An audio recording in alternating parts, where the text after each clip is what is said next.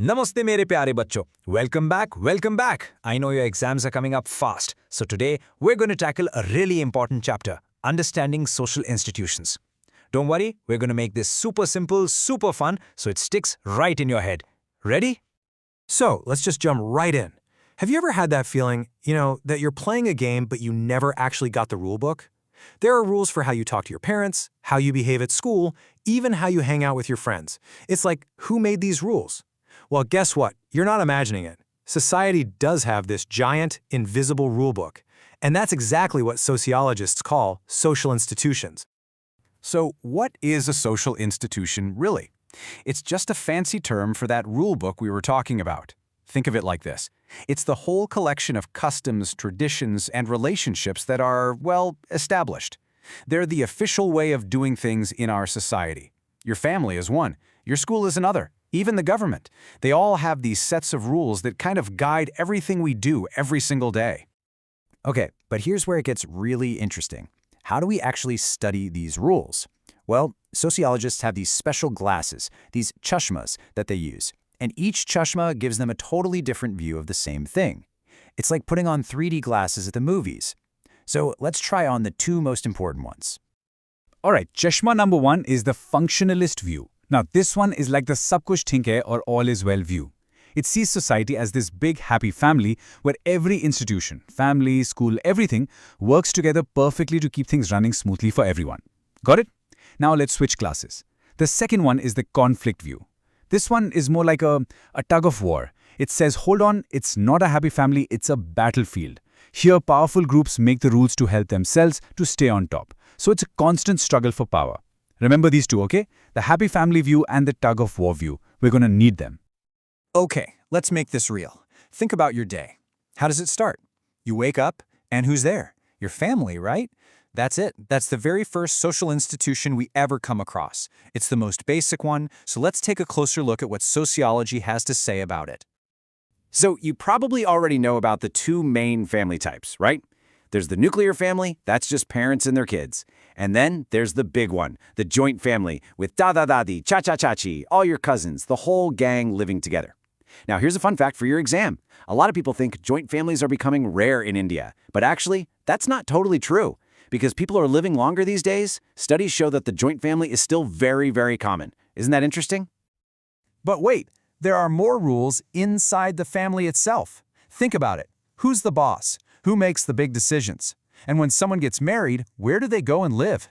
These things don't just happen by chance, There are patterns, specific rules for all of this. Okay, time for some important keywords. You'll definitely see these. If the man is the head, it's patriarchal. If the family line is traced through the mother, like in some communities in Kerala and Meghalaya, it's called matrilineal. Now here's a super important point, Bacho. Listen up. Matrilineal does not mean matriarchy. It's not about women having all the power. It's just about tracing descent. Big difference. Then, if a new couple lives with the husband's family, that's patrilocal, super common in most of India. And if they live with the wife's family, it's matrilocal. Got those? All right, pencils down, everyone. It's pop quiz time. I'm telling you this question comes up all the time in the exams, so let's see if you're ready for it. Pay close attention. Okay, here it is, the big question. What is the difference between endogamy and exogamy? I'll give you a second to think. They both have to do with marriage rules. And time's up. Here's the super simple answer. Just think of a circle. Endogamy means marrying inside the circle. So marrying someone from your own caste or your own religion. Got it? Endo is in. Now, exogamy is marrying outside the circle. Like in many parts of North India, you have to marry someone from a different village or a different gotra. Exo is out, in and out. That's it, easy peasy. Okay, now, let's switch back to our tug-of-war chashma for a moment, the conflict view. Because while families are full of love, sometimes they can also have a lot of, well, inequality. Your textbook has this very powerful Telugu proverb, bringing up a daughter is like watering a plant in another's courtyard. Just think about what that means. It shows how for a very long time, daughters were seen as someone who would just leave. And this way of thinking, sadly, has had some really serious consequences for our society. And this is what those consequences look like in numbers. This is the data for the sex ratio in India. That means how many females there are for every 1,000 males. Just look at this trend. In 1901, it was 972. By 2011, it dropped all the way to 940. This decline it's a huge, huge problem for our country. It points to a deep-rooted bias and horrible practices like female foodicide. It's a very serious social issue that we all need to be aware of. Okay, let's move on. So, after you leave for school, where do your parents go? To work, right? Well, work and the whole economy is another massive social institution. But when a sociologist talks about work, what are they really talking about? Look at these two pictures. On one side, you have a weaver. In the olden days, one person, a single skilled artist, would create a whole sari, right from the thread to the final design. Complete control, complete skill. Now look at the other side, a factory. In the modern world, work is totally different.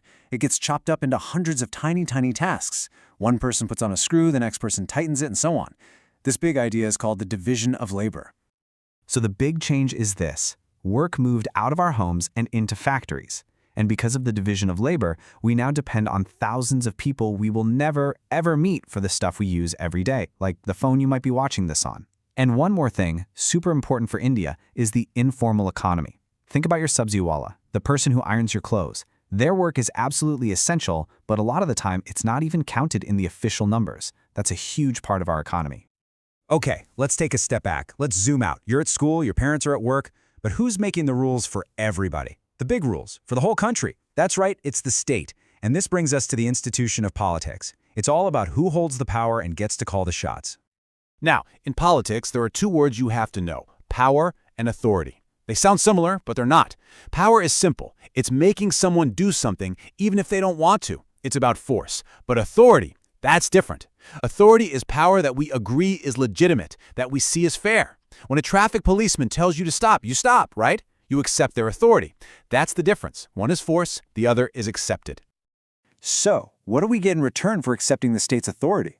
We get rights. As citizens, we are guaranteed certain things, and these rights kind of evolved in steps. First came civil rights, like your freedom to speak your mind. Then came political rights, the power to vote and choose your leaders. And finally, we have social rights, the idea that everyone deserves a basic standard of living, with things like healthcare and welfare. Okay, we've talked about family, work, and government, the big external structures. But what about the institutions that shape what's going on inside our heads, our beliefs, our ideas, our knowledge? Let's talk about two huge ones: religion and education. Now, when sociologists look at religion, they're not trying to prove if God exists or not. That's not their job. Instead, they look at religion as a social thing. They see it's not just about what you believe in your heart, it's public. It has symbols that everyone recognizes, it has rituals that people do together, and it builds a community. It's what separates the everyday normal stuff from what we consider sacred or holy. And finally, education. Let's bring back our chashmas one last time. Put on the Happy Family Functionalist glasses. From this view, school is fantastic. It teaches us all to be good citizens, and it figures out who's good at what, sorting us into the right careers. Now, switch to the tug-of-war conflict glasses. This view says, hang on a second. Does a student in a tiny village school really have the same chance as a student in a big, expensive city school? This view argues that the education system can sometimes end up reinforcing the inequalities that already exist in society. Phew. Okay, we've gone through a lot, haven't we? Family, work, politics, religion, education, all these huge, powerful institutions and their rule books. It can feel a bit overwhelming, like they control every part of our lives. So the big question is, where do you fit into all of this?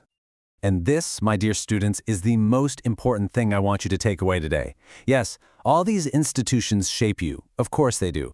But they are not permanent. They are not written in stone. They are made by people, which means they can be changed by people. People just like you. So as you study this, and as you go out into the world, I want you to think, which rules are good? Which ones are unfair? And how can you make a difference? Because you're not just following the rule book, you are the ones who will write the next chapter. Now go on, study hard for your exams. I have complete faith in you. You're going to be brilliant. All the very best.